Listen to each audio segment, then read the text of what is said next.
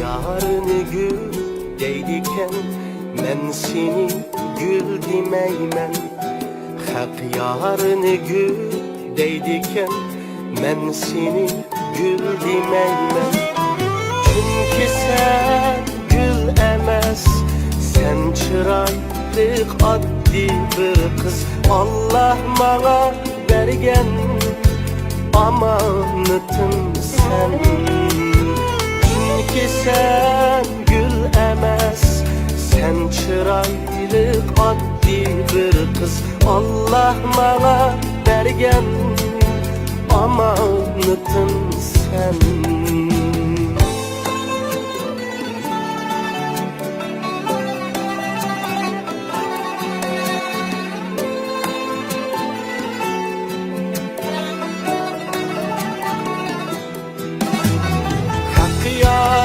Ay deydiken men seni ay demeymen.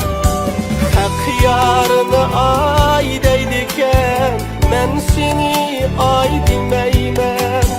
Çünkü sen ay emes, sen çıraylık addi bir kız. Allah bana bergen amanatın sen.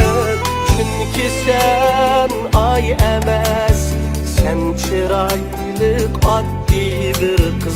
Allah bana bergen amanatın sen.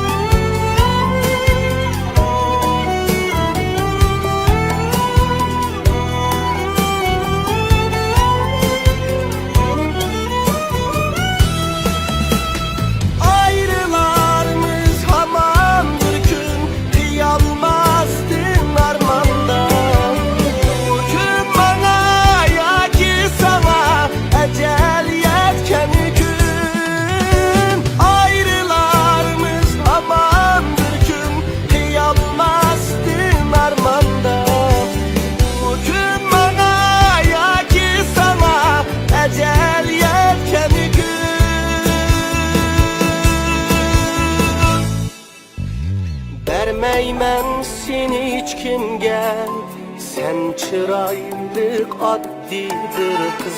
Allah bana bergen amanatın sen. Vermeymen seni hiç kimge, sen çıraylık addi bir kız. Allah bana bergen amanatın sen, amanatın sen.